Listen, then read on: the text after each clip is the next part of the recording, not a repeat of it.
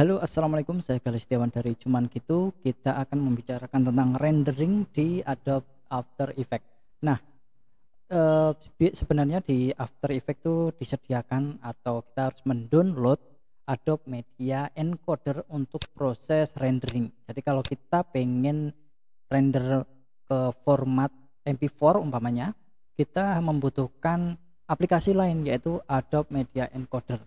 Nah, solusinya gimana? Kalau di sini kan kita lihat add to Adobe Media Encoder QW. Nah, itu. Pokoknya itulah.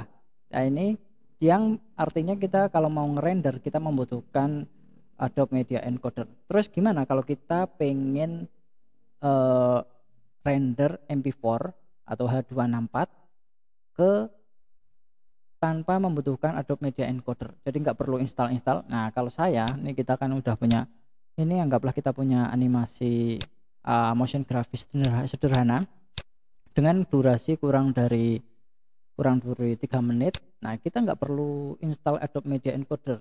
Ini kalau saya add to media render, add to media apa nih? Add to render queue, lalu kita klik lossless, lalu saya pilih QuickTime. Nah, QuickTime ini untuk format MOV, yaitu filenya akan besar sekali walaupun cuman beberapa menit atau detik. Kalau 1 menit kurang itu sekitar 3 gigaan, sangat besar.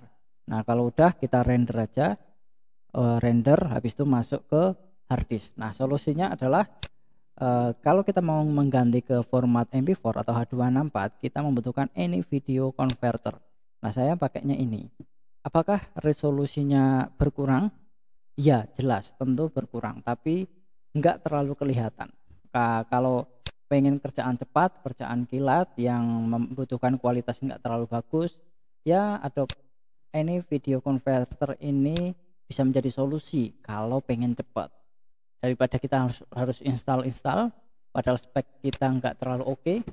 Nah, kita tinggal pakai any video converter. Ini contohnya, kita contoh render MOV.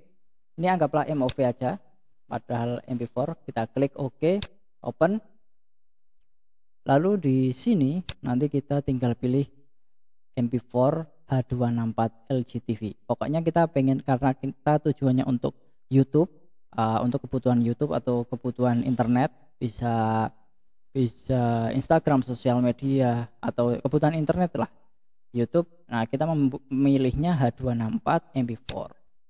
Nah, kalau di sini size-nya ini akan mengikuti sesuai dengan file original kita, atau kita tentukan sendiri apakah kita mau pilih Full HD 1080p atau 720p. Nah, tapi kalau standarnya sekarang sih kalau YouTube 1920 kali 1080.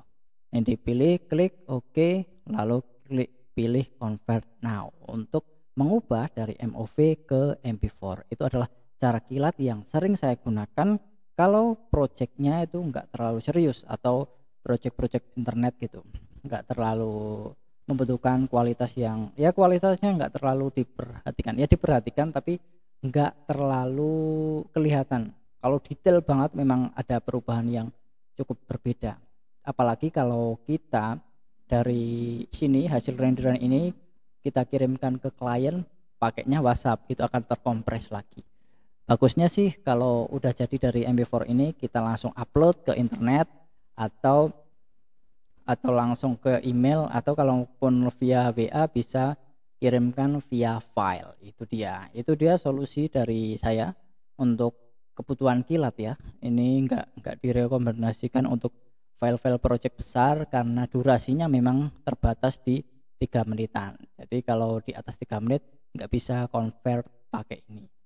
Nah, itu dia.